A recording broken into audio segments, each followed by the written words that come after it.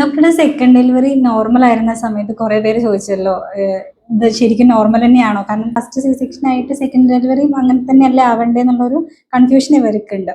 അപ്പോൾ അത് ശരിക്കും എങ്ങനെയാണ്? അത് ഡോക്ടർ ഇപ്പോൾ ഒരുപാട് അങ്ങനത്തെ ക്വസ്റ്റ്യൻസ് ഫേസ് ചെയ്തിട്ടുണ്ടാവുമല്ലോ, അപ്പൊ അതിനെക്കുറിച്ച് എന്താ ഡോക്ടർ പറയാനുള്ളത്? അതെ, ഞാൻ എൻ്റെ ഫസ്റ്റ് സി സെക്ഷൻ കഴിഞ്ഞ് രണ്ടാമത്തെ പ്രഗ്നൻസി ഒരു 4 years ഗ്യാപ്പ് കഴിഞ്ഞിട്ടായിരുന്നു സെക്കൻഡ് പ്രഗ്നൻസി വന്നത്.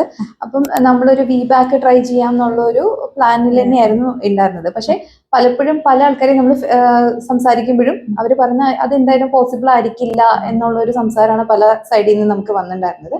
അതിന് കുറേ ഫാക്ടേഴ്സ് നമ്മളെ ഹെൽപ്പ് ചെയ്തിട്ടുണ്ട്. ഒന്നാമത്തെ കാര്യം, ആദ്യത്തെ സി സെക്ഷൻ എന്ന് പറയുന്നത് തന്നെ ഒരു എമർജൻസി സി സെക്ഷൻ, ഒരു ഫീറ്റൽ ഹൈപ്പോക്സിയ വന്നിട്ട് ഒരു എമർജൻസി സി സെക്ഷൻ എന്നുള്ള ലെവലിലായിരുന്നു നമുക്ക് ചെയ്യേണ്ടി വന്നിട്ടുണ്ടായിരുന്നത്.